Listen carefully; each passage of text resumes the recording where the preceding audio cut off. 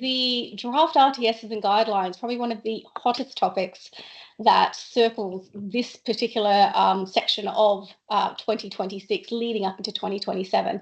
So today we're going to run through 4 of these particular RTSs, and we're going to kick it off with Article 28.1 of the AMLR, which is around custom due diligence. This one is probably the one that's causing the most frustration, the most contention at the moment. And it's largely because it's the second consultation that's actually being raised in this particular area. The consultation period is actually closed at the moment. It closed towards the beginning part of May. And we are really waiting the final sort of guidelines to come out. So what really happened as part of those public hearings that is in addition to those 4 key themes that Manuel just talked through. In this particular instance for CDD, some of the biggest ones is really around the data gaps. We're seeing that AMLA is putting in additional requirements for CDD, particularly around things like place of birth. One of the areas they're saying is putting county into that particular record for a particular individual. Not every country has a county to be able to do that. So how that's going to happen and how that's going to move from a system perspective as well as a process perspective is going to be interesting. Nationality is also another key area. If an individual or a beneficial owner actually holds multiple nationalities, you are looking to be required to actually put all of those nationalities into your CDD and your risk profile. Whether or not you have to verify all of the nationalities or just have one as a primary nationality, we are still waiting on guidance on. So we can see that there's a number of different areas from a very specific data perspective of what we're going to have to integrate there.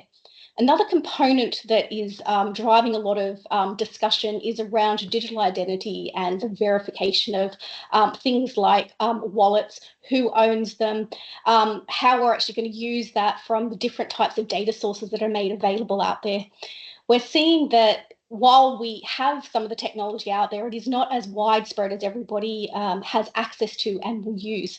That also links to the 4th item on the right-hand side of this screen around beneficial ownership, because that identity verification side is actually looking to be extended to beneficial owners. So something we've always looked for in terms of ceiling and threshold measures, but not necessarily on ID verification. So we start to see there are a number of requirements that are data-driven and technology impacted in order to bring some of this together. The last one I want to draw out here as a key point here is really around sort of group level information sharing and what that's actually going to look like. A lot of discussion was raised on that. We are waiting for what that will necessarily do from a group level and how that will actually structure down to other legal entities and obliged entities for that.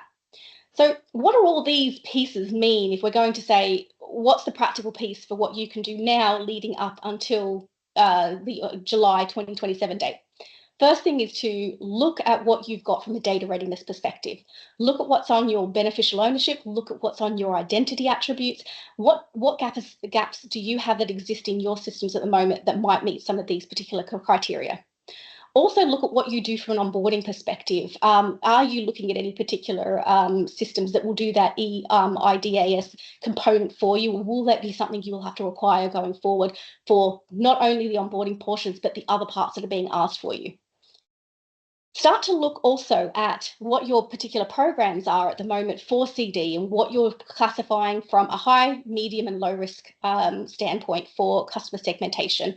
This is really relevant and important because the top layer, probably the high risk, is probably going to need to start kicking off in July of 2027, and remediation of the customers in the medium and low ones will take a few more years to actually come through, is what we believe will be the way forward with that.